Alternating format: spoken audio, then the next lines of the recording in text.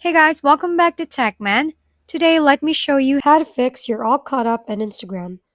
I opened Instagram the other day and saw that annoying you're all caught up messages sitting just there, even though I knew there should be new posts.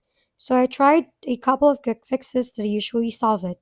First, I went to my profile, tapped the three lines at the top, and looked for data usage or data saver settings. If data saver is turned on, it can limit how content loads, so I made sure it was turned off.